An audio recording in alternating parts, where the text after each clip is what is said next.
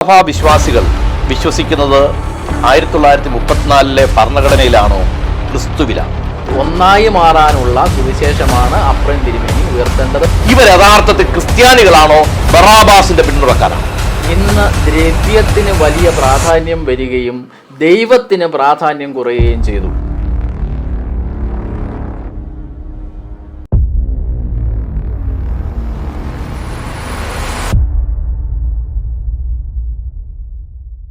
Malankara orthodox സഭയിലെ വൈദികൻ, മുൻ മാനേജിംഗ് കമ്മിറ്റി അംഗം, റാന്നി കോളേജിലെ അധ്യാപകൻ, പ്രശസ്തനായ സാഹിത്യകാരൻ, ഗ്രന്ഥകാരൻ, ഗാനരചയിതാവ്, ക്രൈസ്തവ ഇതിവൃത്തം കഥകളിയിലേക്ക് രൂപാന്തരപ്പെടുത്തിയ എഴുത്തുകാരൻ,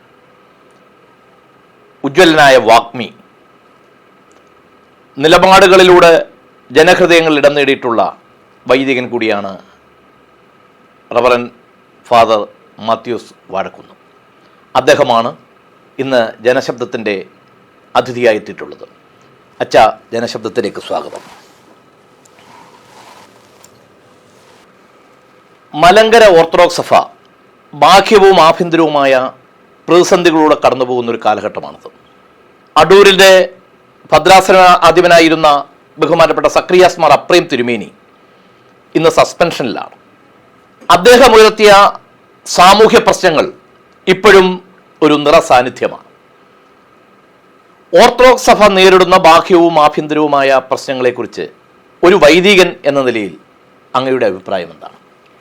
തീർച്ചയായിട്ടും താങ്കളുടെ ചോദ്യത്തോട് പ്രതികരിക്കുമ്പോൾ ഓർത്തഡോക്സ് സഭയുടെ അഭിപ്രായം എന്ന നിലയിലല്ല, ഞാൻ വ്യക്തിപരമായ നിലയിലുള്ള അഭിപ്രായമാണ് രേഖപ്പെടുത്തുന്നതെന്ന് ആമുഖമായിട്ട് എനിക്ക് പറയേണ്ടതുണ്ട്. പക്ഷേ ആ സഭയിലെ ഒരു വൈദികൻ എന്ന നിലയിൽ ആ സഭയുടെ വിശ്വാസ ആചാര പാരമ്പര്യങ്ങളെയൊക്കെ മനസ്സിലാക്കി വളർന്നു വന്ന ഒരു ജീവിത കാലഘട്ടം എനിക്കുണ്ട് എന്നുള്ളത് നിങ്ങൾക്ക് എല്ലാവർക്കും അറിയാമല്ലോ.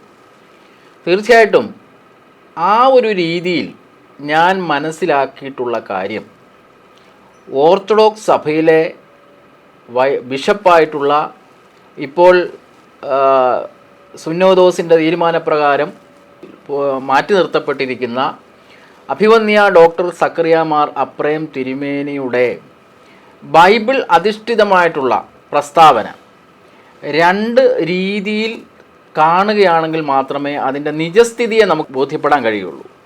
അതെന്താണെന്ന് ചോദിച്ചാൽ, അദ്ദേഹം പറയുന്നത് പള്ളിപ്പിടുത്തം എന്നുള്ളൊരു വാക്ക് അദ്ദേഹം ഉപയോഗിച്ചു എന്നുള്ളതാണ് ഒരു ആരോപണം വരുന്നത്. നമ്മുടെ ഇന്ത്യയുടെ പരമോന്നതമായ നീതിപീഠം വിധിച്ചിരിക്കുന്ന ഒരു വിധിയുടെ അടിസ്ഥാനത്തിൽ കഴിഞ്ഞ കുറേ കാലമായി നടന്നു വരുന്ന തർക്കവിതർക്കങ്ങൾ ഇതിൻ്റെ ഒരു പശ്ചാത്തലമാണ്. 1934 ഭരണഘടന എന്ന് പറയുമ്പോൾ അതിനെ എന്തിനാണ് ബൈബിളുമായിട്ട് ചേർത്ത് വയ്ക്കേണ്ട കാര്യം? ഒരു ബിഷപ്പിനെ സംബന്ധിച്ച് ബിഷപ്പ് ഭരണപരമായ കാര്യങ്ങൾ നിർവഹിക്കണം, ഒപ്പം ആത്മീയമായ കാര്യങ്ങളും നിർവഹിക്കണം. അപ്പോൾ ഭരണപരമായ കാര്യങ്ങൾ നിർവഹിക്കുന്നതുമായിട്ട് ബന്ധപ്പെട്ട കാര്യമാണ് ഭരണഘടന.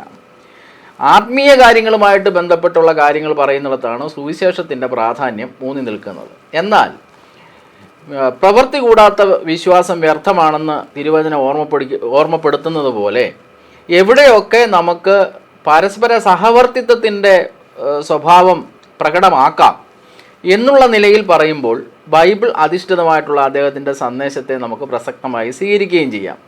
അപ്പോൾ അഭിവന്യ അപ്രയം തിരുമേനി എന്ന് പറയുന്നത് എൻ്റെ ഒരു ഗുരുനാഥൻ കൂടിയാണ്. അപ്പോൾ ആ അർത്ഥത്തിൽ കൂടി എനിക്കൊരിക്കലും അദ്ദേഹത്തെ എതിർത്ത് സംസാരിക്കാൻ താല്പര്യമുള്ള ആളല്ല, എൻ്റെ ഗുരുനാഥനാണ്. അപ്പോൾ അദ്ദേഹത്തിൻ്റെ ആ ഒരു അഭിപ്രായ പ്രകടനത്തെ ഞാൻ കാണുന്നത്, അദ്ദേഹം ഒരു പടി കൂടി കടന്ന് ചിന്തിച്ച് ഭരണഘടന ഭരണപരമായ അതല്ലെങ്കിൽ ഭൗതികമായിട്ടുള്ള കാര്യങ്ങളുടെ ക്രമീകരണവുമായി ബന്ധപ്പെട്ടതാണെന്നും ആത്മീയമായിട്ടുള്ള അർത്ഥതലത്തിൽ പറയുമ്പോൾ സുവിശേഷത്തിന് അനുസൃതമായിട്ടുള്ള ജീവിത ക്രമത്തെ നമ്മൾ രൂപപ്പെടുത്തി എടുക്കേണ്ടതുണ്ട് എന്നും തമ്മിൽ വേർതിരിച്ചറിയാവുന്ന രീതിയിൽ പറഞ്ഞിരുന്നെങ്കിൽ ഇത്രത്തോളം ഇത് വിവാദമായി തീരുമായിരുന്നില്ല എന്നൊരു നിലപാടാണ് എനിക്ക് ആ കാര്യത്തിൽ എടുക്കാനുള്ളത്. ലോകത്തിന് സമാധാനം നൽകാനാണ് ക്രിസ്തു വന്നിട്ടുള്ളത്. നിങ്ങൾക്ക് സമാധാനമെന്നാണ് ആരാധനയുടെ വിവിധ ഭാഗങ്ങളിൽ നിരവധി പ്രാവശ്യം നമ്മൾ പറയുന്നത്. നിരവധി പ്രാവശ്യം സമാധാനത്തെക്കുറിച്ച് പറയുകയും ആ ദൈവത്തെ ആരാധിക്കുകയും ചെയ്യുന്ന ഒരു സഭയ്ക്ക് അസമാധാനത്തിൻ്റെ ശൈലിയാണ് സ്വീകരിക്കുന്നതെങ്കിൽ അത് ക്രിസ്തീയ സഭയാണോ എന്നുള്ളതാണ് ഒരു സംശയം. തീർച്ചയായിട്ടും താങ്കൾ ഇത് മനസ്സിലാക്കുന്ന രീതിയുടെ ഒരു പ്രശ്നം ഞാൻ അവിടെ വായിച്ചെടുക്കുകയാണ്. കാരണം എന്നെപ്പോലെ ഓർത്തഡോക്സ് സഭയിൽ ജനിച്ചു വളർന്ന ഒരാൾ മനസ്സിലാക്കിയിട്ടുള്ളതും ഈ നാട്ടിലുള്ള എല്ലാ ആളുകളും, ഒരു പക്ഷേ മാധ്യമങ്ങൾ തന്നെ ആ വാർത്തകൾ നൽകുന്ന സമയത്ത് മെത്രാൻ കക്ഷി, ബാവ കക്ഷി എന്നുള്ള രണ്ട് വാക്കുകൾ പ്രയോഗിക്കുന്നത് ശ്രദ്ധിച്ചിട്ടുണ്ടാവും. എന്തുകൊണ്ടാണ് ഒരു കക്ഷി എന്ന രീതിയിലുള്ള, അല്ലെങ്കിൽ ഒരു വിഭാഗം എന്നുള്ള രീതിയിൽ ഇത് പ്രയോഗിക്കുന്നത്? കാരണം അതൊരു സഭയാണ്, സഭയിലുള്ള രണ്ട് വിഭാഗങ്ങളാണ്. മെത്രാൻ കക്ഷി എന്ന് പറഞ്ഞാൽ മലങ്കര മെത്രാനെ പിന്തുണച്ചുകൊണ്ട് നിൽക്കുന്ന ആളുകൾ. ബാവ കക്ഷി എന്ന് പറഞ്ഞാൽ പാത്രിയർക്കീസ് ബാവയുടെ മേലധ്യക്ഷം ആവശ്യമാണെന്ന് പറയുന്നവർ.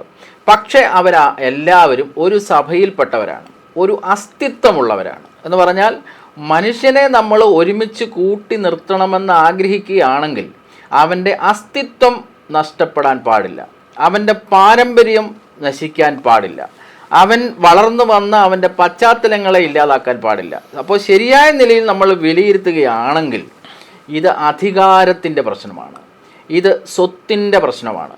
അപ്പോൾ ആരാണ് ഈ അധികാരത്തിലിരിക്കുന്നത്? ആരാണ് സ്വത്തിനെ സ്വായത്തമാക്കാൻ ശ്രമിക്കുന്നത്? കുറച്ച് ന്യൂനപക്ഷം വരുന്ന ആളുകളാണ്. അതൊരു പക്ഷേ ബിഷപ്പുമാരായിരിക്കാം, അല്ലെങ്കിൽ ഏതെങ്കിലും സ്ഥാപനങ്ങളുടെ ചുമതല വഹിക്കുന്നവരൊക്കെ ആയിരിക്കാം. പക്ഷേ ഇവിടെ വരുന്ന വലിയ അപകടം എന്താണ്?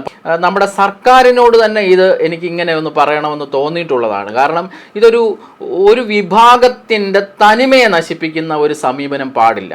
സമാധാനത്തിൻ്റെ വഴി എന്ന് പറയുന്നത് ഇരു കക്ഷികളെയും ചേർത്ത് നിർത്തുന്നതാണ്. ഇരു കക്ഷികളും ചേർന്ന് നിന്നുകൊണ്ട് മലങ്കര സഭ എന്നുള്ളൊരു പൈതൃകം, ഈ ഒരു സഭയുടെ തുടർ വഴികളിൽ പലതരം ഭിന്നതകൾ രൂപപ്പെട്ടിട്ടുണ്ട്. ഇവിടുത്തെ ക്രിസ്ത്യാനികളെ ഏതൊക്കെ സഭയിൽപ്പെട്ടവരാണെങ്കിലും പൊതുവെ നമ്മൾ പറയുന്നത് മാർത്തോമ നസ്രാണികൾ എന്നാണ്, സെൻറ് തോമസ് ക്രിസ്ത്യൻസ് എന്നാണ് സഭാ ചരിത്രം പഠിക്കുമ്പോൾ നമ്മൾ പറയുന്നത്.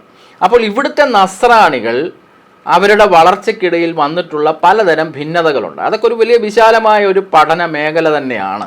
പക്ഷെ ഇവിടെ ഈ രണ്ട് കൂട്ടരെ സംബന്ധിച്ച് രണ്ടു കൂട്ടരും സുപ്രീം കോടതിയിൽ 1934 ഭരണഘടന തങ്ങൾ അംഗീകരിച്ചു കൊള്ളാം എന്ന് സമ്മതിച്ചിരിക്കുന്നതിൻ്റെ അടിസ്ഥാനത്തിൽ ഉണ്ടായ ഒരു കോടതി വിധി, ആ വിധിയെ ഉപയോഗിച്ചുകൊണ്ട് ജനത്തിൻ്റെ സംസ്കാരത്തെ നശിപ്പിക്കാതെ അധികാര താല്പര്യമുള്ളവരുടെ ആ താല്പര്യങ്ങളെ എങ്ങനെ യോജിപ്പിലെത്തിച്ച് ജനങ്ങളെ കൂട്ടിയിരുത്താം, എങ്ങനെ മെത്രാൻ കക്ഷിയും ഈ പറയുന്ന ബാവ കക്ഷിയും യോജിച്ച് ഒരേ ഒരു സഭയാണ് എന്നുള്ള അവരുടെ അസ്തിത്വത്തെ പൂർണ്ണമാക്കും. ഇത് ഈ തെക്കൻ ജില്ലകളിലുള്ളവർക്ക് കുറച്ചുകൂടി അത് മനസ്സിലാക്കണമെങ്കിൽ പരിമല തിരുമേനിയുടെ ജീവിതം പഠിച്ചാൽ മതി.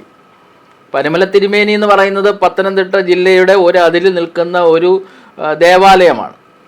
ശബരിമല എങ്ങനെയാണ് അതേപോലെ തന്നെ ഇവിടെ ഒരു ആരാധനാ കേന്ദ്രം എന്നുള്ള നിലയിലുള്ള പ്രാധാന്യമുള്ള ഒരു തീർത്ഥാടന കേന്ദ്രമായിട്ട് അത് വളർന്നു.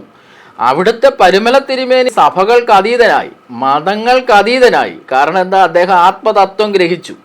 മതത്തിനും അപ്പുറത്തേക്ക് വളരാൻ ചില ആളുകൾക്ക് കഴിയും, ഏത് മതത്തിൽപ്പെട്ടവർക്കും കഴിയും. അതിന് പള്ളി വേണമെന്നില്ല, അതിന് ഒരു സംവിധാനം വേണമെന്നില്ല, അതൊരു തിരിച്ചറിവാണ്. അവിടെയാണ് ആത്മീയ ബോധ്യം ഉണ്ടാകുന്നത്. ആത്മീയ ബോധ്യങ്ങൾക്കിപ്പുറത്ത് ഭരണപരമായ കാര്യങ്ങളെക്കുറിച്ച് പറയുമ്പം പരിമല തിരുമേനി ജനിച്ചു വളർന്ന മുളന്തുരുത്തി പള്ളിയെ നമുക്ക് ഓർക്കാം. അദ്ദേഹത്തിന് മെത്രാൻ പട്ടം കൊടുത്തിട്ടുള്ള വടക്കൻ പറവൂരിലെ പള്ളിയെക്കുറിച്ച് ഓർക്കാം. അദ്ദേഹം സന്യസ്തനായ കാലത്ത് ജീവിച്ച മുളന്തുരുത്തിക്ക് അടുത്തുള്ള ദേറായെക്കുറിച്ച് നമുക്ക് ഓർക്കാം. അങ്ങനെയുള്ള സംവിധാനങ്ങളിലൂടെയൊക്കെ കടന്നു വരുന്ന ഒരാൾ ഭരണപരമായ കാര്യങ്ങൾ നടത്തിയത് നിരണം ഭദ്രാസനത്തിൻ്റെയും തുമ്പമൺ ഭദ്രാസനത്തിൻ്റെയുമാണ്. അപ്പോൾ ആ നിരണം ഭദ്രാസനവും തുമ്പമൺ ഭദ്രാസനവും ഓർത്തഡോക്സ് സഭയുടേതായിട്ടുള്ള ഭദ്രാസനങ്ങളാണ്. പരിമല തിരുമേനി സ്ഥാപിച്ച MGM സ്കൂൾ തിരുവല്ല നമുക്കറിയാം. പരിമല തിരുമേനി കബറടക്കപ്പെട്ടിരിക്കുന്ന പരിമലപ്പള്ളി അറിയാം. ഇതെല്ലാം ഈ ഒരു സഭയിലെ മക്കളുടേതാണ്. അതായത് ഞാൻ പറയുന്ന ഒരു പ്രയോഗം, ബാവ കക്ഷിയുടെ പള്ളികൾ മെത്രാൻ കക്ഷിയിലുള്ള ജനങ്ങളുടേതുമാണ്, മെത്രാൻ കക്ഷിയുടെ പള്ളികൾ ബാവ കക്ഷിയിലുള്ള ജനങ്ങളുടേതുമാണ്. അവർ പരസ്പരം ഭിന്നിക്കാൻ പാടില്ല, അവർ ഒരുമിക്കണമെന്ന് അപ്രേം തിരുമേനി പറഞ്ഞാൽ അവിടെയാണ് സുവിശേഷം കൂടുതൽ ശക്തമാകുന്നത് എന്നാണ് എൻ്റെ അഭിപ്രായം. ഓർത്തഡോക്സ് സഭാ വിശ്വാസികൾ വിശ്വസിക്കുന്നത് 1934 ഭരണഘടനയിലാണോ ക്രിസ്തുവിലാണോ? 1934 ഭരണഘടന ഈ രണ്ട് കക്ഷികളിലുമുള്ള ആളുകൾ ചേർന്ന് രൂപപ്പെടുത്തുന്നത് ഭിന്നതകൾ ഉണ്ടാകാതെ സഭയുടെ ഭരണം മുന്നോട്ട് കൊണ്ടുപോകാനാണ്. ആ ഭരണത്തിൻ്റെ അവസ്ഥയും, അതായത് ഭൗതികത, അതിനപ്പുറത്താണ് ആത്മീയ കാര്യങ്ങൾ.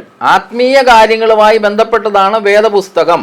പിന്നെ ഓർത്തഡോക്സ് സഭയുടെ ഫെയ്ത്ത് എന്ന് പറയുന്നത് എപ്പോഴും നമ്മൾ മനസ്സിലാക്കേണ്ട ഒരു കാര്യം, ബൈബിൾ വിത്തിൻ ദ ഹിസ്റ്ററി, ചരിത്രത്തിനുള്ളിലെ ബൈബിൾ എന്നാണ്. ബൈബിൾ സൃഷ്ടിച്ചത് മനുഷ്യനാണ്.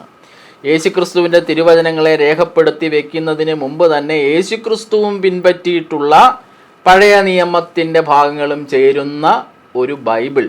ആ ബൈബിൾ ഈ സമൂഹത്തിന് നൽകുന്നത് സഭ വഴിയാണ്.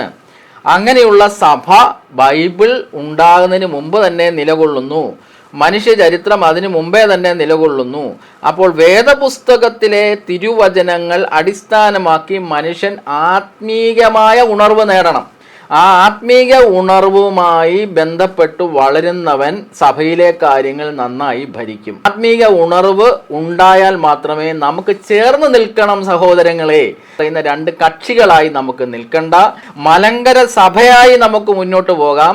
നമുക്ക് രണ്ടു പേർക്കുമുള്ള ആളല്ലേ പരിമല തിരുമേനി, നമുക്ക് രണ്ടു പേർക്കുമുള്ളതല്ലേ പഴയ പിതാക്കന്മാരെല്ലാം, ഇപ്പോൾ ജീവിച്ചിരിക്കുന്ന പിതാക്കന്മാരും അങ്ങനെയല്ലേ, അവരെല്ലാം നമുക്കുള്ളതാണ്, നമ്മളും ഒന്നാണ് എന്ന് പറയാൻ കഴിയുന്ന ആളുകളായി രണ്ട് കക്ഷികളിലെയും ആളുകൾ ഒന്നായി മാറാനുള്ള സുവിശേഷമാണ് അപ്രയം തിരുമേനി ഉയർത്തേണ്ടത് എന്ന് തന്നെയാണ് അടിസ്ഥാനപരമായി എനിക്ക് പറയാനുള്ളത്. അല്ല, അപ്രയം തിരുമേനിയുടെ ഭാഷയുടെ സൗകുമാരത്തിലോ അദ്ദേഹം ഭാഷയിലൂടെ പറഞ്ഞു വെച്ചത് എന്താണോ എന്നുള്ളതിനേക്കാൾ അപ്പുറം അപ്രയം തിരുമേനി പറഞ്ഞത് പരമമായ സമാധാനത്തെക്കുറിച്ചുള്ളതാണ് വാക്കുകളിൽ നിന്ന് എനിക്ക് അതിൻ്റെ അർത്ഥം മനസ്സിലാക്കാൻ കഴിയുന്നത്.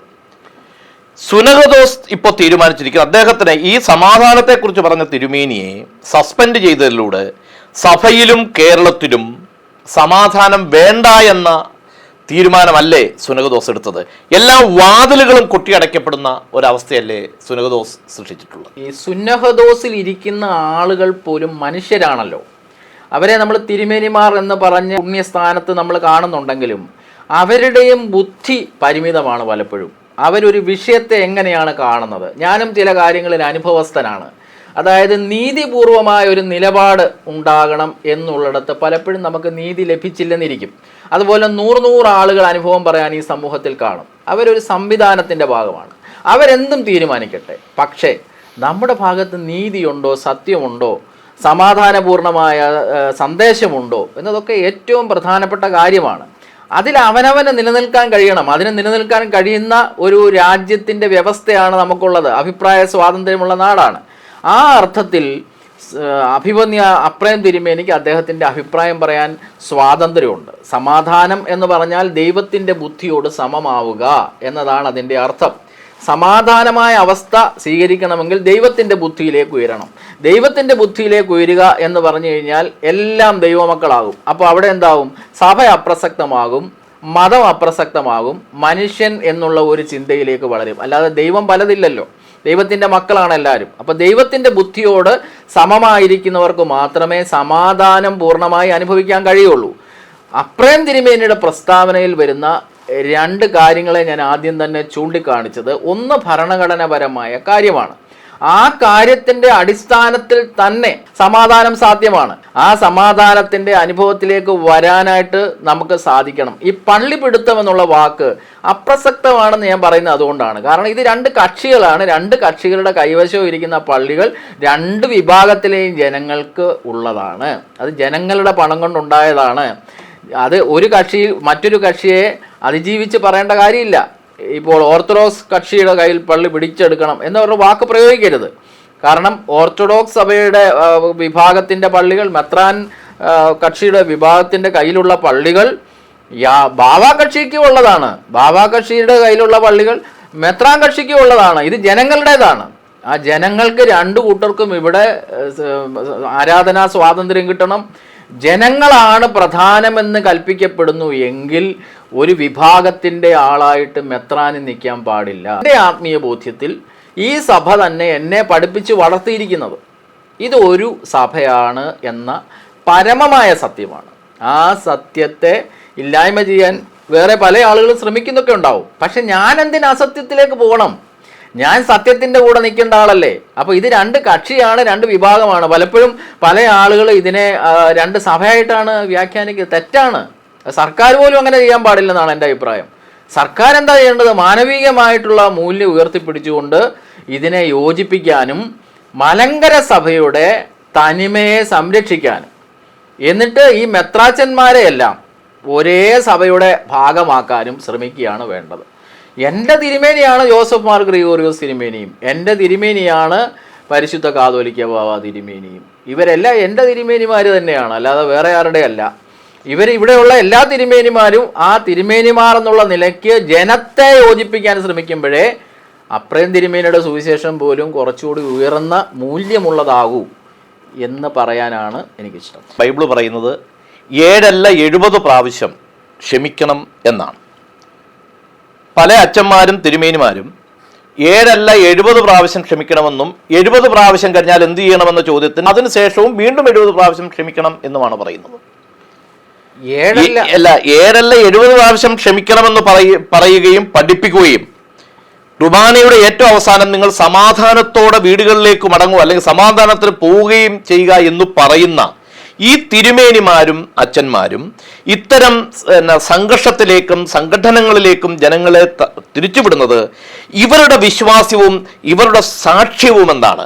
ഇവർ യഥാർത്ഥത്തിൽ ക്രിസ്ത്യാനികളാണോ ബറാബാസിന്റെ പിന്മുറക്കാരാണോ? ഏതു വ്യക്തിയും ആത്മീയമായ മൂല്യമുള്ളതാവുക എന്നത് അവനവൻ്റെ ചുമതലയാണ്. നമ്മുടെ സമൂഹത്തിൽ എല്ലാ രീതിയിലും മോശപ്പെട്ട ആളുകളും നന്മയുടെ പക്ഷത്ത് നിൽക്കുന്നവരുമുണ്ട്. അത് മെത്രാന്മാരുടെ കൂട്ടത്തിലുണ്ട്, അത് വൈദികരുടെ കൂട്ടത്തിലുണ്ട്, അത് ജനങ്ങളുടെ കൂട്ടത്തിലുമുണ്ട്. പക്ഷേ ഒരാൾ അയാളുടെ മൂല്യം വെളിപ്പെടുത്തുന്നത് നന്മയുടെ പക്ഷത്തേക്ക് നമുക്ക് സഞ്ചരിക്കണമെന്ന് കൂടെ ഓർമ്മപ്പെടുത്തുന്നത് വഴിയാണ്. എനിക്ക് വ്യക്തിപരമായി നേരിട്ട ഒരു വിഷയത്തിൽ ഞാൻ എപ്പോഴും പറയും, എനിക്ക് നീതി കിട്ടണം, എൻ്റെ സഭയിലെ വിശ്വാസിനിക്കും നീതി കിട്ടണം, അല്ലെങ്കിൽ വിശ്വാസിക്കും നീതി കിട്ടണമെന്ന് ആവർത്തിച്ചിട്ടുണ്ട്. ദേവാലയങ്ങളിൽ പോലും പ്രസംഗിച്ചിട്ടുണ്ട്. കാരണം എന്താ? അവരെ മാറ്റി നിർത്തിയിട്ടൊരു സഭയില്ല. കാണാതെ പോയ കുഞ്ഞാടിനെ കണ്ടെത്താൻ നമ്മൾ ശ്രമിക്കുന്നതിൻ്റെ ഭാഗമാണ് ഞാനിപ്പോൾ ഇവിടെ ബാവാ കക്ഷിയെ ഇങ്ങോട്ട് ചേർക്കണമെന്നും മെത്രാൻ കക്ഷിയെ അങ്ങോട്ട് ചേർക്കണമെന്നും പറയുന്നതായ ആ തത്വം. ആ തത്വത്തിൽ സഭാ വിഭാഗത്തിൻ്റെ പ്രശ്നങ്ങളില്ല. മെത്രാന്മാരായിപ്പോയി എന്നുള്ളത് കൊണ്ട് അവരെല്ലാം പുണ്യപുരുഷന്മാരാണ് എന്ന് ചിന്തിക്കുന്ന ഒരു കാലമൊക്കെ ഇന്ന് അപ്രസക്തമായി. അത് അവരുടെ ജീവിത സാക്ഷ്യം കൊണ്ട് അടയാളപ്പെടുത്തേണ്ടതാണ്. ഞങ്ങൾ പുണ്യവാന്മാരാണെന്ന് ഒരാൾക്കും സ്വയം പറയാൻ കഴിയില്ല. അത് സമൂഹം നിരീക്ഷിച്ച് മനസ്സിലാക്കേണ്ടതാണ്. നമുക്ക് അവരുടെ പ്രവൃത്തികൾ കണ്ടിട്ട് നമുക്കത് അനുകരിക്കുവാൻ തോന്നണം. അങ്ങനെയുള്ള ഒരു സാഹചര്യം ഉണ്ടാകുകയാണ് വേണ്ടത്. ഇപ്പോൾ ഈ വിഷയം തന്നെ ഇത്രത്തോളം അപ്രയം തിരുമേനി പറഞ്ഞ കാര്യമാണ്, സുവിശേഷം അതിനപ്പുറത്തൊന്നില്ല എന്ന് പറയാൻ ചില ആളുകൾക്ക് കഴിയുന്നത് ഞാൻ ചിന്തിക്കുന്ന ഒരു രീതിയിൽ നിന്ന് വ്യത്യസ്തമായിരിക്കും അവരുടെ ചിന്താധാരകൾ. പക്ഷെ ഞാൻ ചിന്തിക്കുന്നത് അപ്രയം തിരുമേനി ഒരു പടി കൂടി കടന്ന് സുവിശേഷത്തെ കൂടുതൽ ഉയർത്തി വരൂ മക്കളെ നമുക്ക് ചേർന്ന് പോകാം എന്ന് പറയാത്തത് എന്താണ്? മെത്രാൻ കക്ഷിയും ബാവാ കക്ഷിയും ഒരു സഭയുടെ ഭാഗമാണ്, മലങ്കര സഭയുടെ ഭാഗമാണ്. ആ കക്ഷി വഴക്കില്ലാതായി നമുക്ക് ഒരുമിച്ച് പോകാം എന്ന് പറയുമ്പോൾ അവിടെ രണ്ടു കൂട്ടരുടെയും പള്ളികൾ രണ്ടു കൂട്ടരുടേതുമാകുമ്പോൾ പള്ളിപ്പിടുത്തം എന്ന വാക്ക് അപ്രസക്തമാകും. സുവിശേഷം കുറച്ചുകൂടി ഉയർന്ന നിലയിലേക്ക് മൂല്യമുള്ളതാകും. അപ്പോൾ സുപ്രീം കോടതിയുടെ വിധി പോലും സഭയെ ഭിന്നിപ്പിക്കാനുള്ളതല്ല, അത് യോജിച്ച് പോകാനുള്ളതാണ്. സ്നേഹത്തിൻ്റെ പാത തുറക്കപ്പെടുമെങ്കിൽ അതിനെ എന്തിനാണ് എതിർക്കേണ്ട ആവശ്യം എന്നാണ് എൻ്റെ അഭിപ്രായം ഞാൻ രേഖപ്പെടുത്തുന്നത്. അതുകൊണ്ട് തന്നെ അപ്രയം തിരുമേനി എൻ്റെ ഗുരുനാഥൻ കൂടെയാണ്. അദ്ദേഹത്തിൻ്റെ അഭിപ്രായത്തിലെ സുവിശേഷ മൂല്യത്തെയും ഞാൻ ഉൾക്കൊണ്ടുകൊണ്ട് ആ സുവിശേഷ മൂല്യത്തെ കുറച്ചും കൂടെ ഉയർത്തി നമുക്ക് രണ്ട് കക്ഷികൾക്കും ചേർന്ന് ഒരു സഭയുടെ തനിമ സംരക്ഷിക്കാം എന്ന് പറയുമ്പോഴല്ലേ അത് കൂടുതൽ സുവിശേഷത്തിന് അനുസൃതമാകുന്നത്. അച്ഛൻ പറയുന്നതിൽ നിന്നും എനിക്ക് ആകെ മനസ്സിലാകുന്നത് യഥാർത്ഥത്തിൽ ദ്രവ്യാഗ്രഹമാണ് ഇത്തരമൊരു സംഭവ വികാസങ്ങളുടെ അടിസ്ഥാനമെന്ന് തോന്നുന്നു. അത് ശരിയാണോ? തീർച്ചയായിട്ടും വചനം നമ്മളെ ഓർമ്മപ്പെടുത്തുന്നുണ്ട്, രണ്ട് യജമാനന്മാരെ ഒരാൾക്ക് സേവിക്കാൻ കഴിയുകയില്ല. ഒന്നുകിൽ മാമോനെ സ്നേഹിക്കാം, അല്ലെങ്കിൽ ദൈവത്തെ സേവിക്കാം. അങ്ങ് പറഞ്ഞതുപോലെ ഇന്ന് ദ്രവ്യത്തിന് വലിയ പ്രാധാന്യം വരികയും ദൈവത്തിന് പ്രാധാന്യം കുറയുകയും ചെയ്തു. ഒരു ഉദാഹരണം പറയാം. നമ്മുടെ കിഴക്കൻ മേഖലയിലുള്ള ഒരു ദേവാലയം നിർമ്മിക്കാനായിട്ട് ഒരു സന്യാസി പട്ടക്കാരനെ ചുമതലപ്പെടുത്തുന്നു. ഈ സന്യാസി പട്ടക്കാരൻ എന്ന് പറഞ്ഞാൽ സർവവും നശിച്ചവനാണ്, എല്ലാം ഉപേക്ഷിച്ചവനാണ്, ഒന്നിലും ആഗ്രഹമില്ലാത്തവനാണ്. എന്നിട്ടും ആ വൈദികൻ അവിടെ ആ ദേവാലയ നിർമ്മാണത്തിന് നേതൃത്വം കൊടുക്കുമ്പോൾ അതിൻ്റെ സാമ്പത്തിക കാര്യങ്ങളിൽ ക്രമക്കേടുണ്ടാക്കുന്നു. പള്ളി പണിതതിന് ശേഷം ആ ദേവാലയത്തിൽ നിന്ന് 8-9 ലക്ഷം രൂപ വരുന്ന വിലയുള്ള കാറുകൾ സമ്മാനമായി സ്വീകരിക്കുന്നു. ഇത് നമ്മുടെ സമൂഹത്തിൽ ഇപ്പോൾ ധാരാളം ആൾക്കാർക്കിടയിൽ കാണുന്നുണ്ട്. എന്തുകൊണ്ടാണ്? ആ ഒരു സമൂഹത്തിന് വേണ്ടി ഒരു ദേവാലയം നിർമ്മിക്കുക എന്നുള്ളത് തൻ്റെ ശുശ്രൂഷയായിട്ട് ആ വൈദികൻ കണ്ടില്ല. അങ്ങനെ കണ്ടിട്ടുള്ള വൈദികരുടെ എണ്ണം കുറഞ്ഞിരിക്കുന്നു. അവർക്ക് വേണ്ടി, ജനത്തിന് വേണ്ടി പ്രവർത്തിക്കുക എന്നുള്ള താല്പര്യം നഷ്ടപ്പെടുകയും എങ്ങനെയും പണം ഉണ്ടാക്കാനുള്ള മുഖാന്തരമായി ജനത്തെ ഉപയോഗിക്കുകയും ചെയ്യുന്ന വൈദികരുടെ എണ്ണം വർദ്ധിച്ചിരിക്കുന്നു എന്നുള്ളത് തുറന്ന് സമ്മതിക്കാൻ എത്ര പേര് ഈ സമൂഹത്തിൽ തയ്യാറാകും? നമ്മുടെ കേരളത്തിൻ്റെ മുഖ്യമന്ത്രിയെ മാടമ്പി എന്ന് വിളിച്ച് അധിക്ഷേപിച്ച ഒരു വീഡിയോ ഞാൻ കണ്ടിട്ടുണ്ട്. പുതുപ്പള്ളി പള്ളിയുടെ മാമോദീസ തൊട്ടിയിൽ ഇങ്ങനെ ഒരെണ്ണം ഉണ്ടായിപ്പോയല്ലോ എന്ന് പറയുന്നത് ഞാൻ കേട്ടിട്ടുണ്ട്.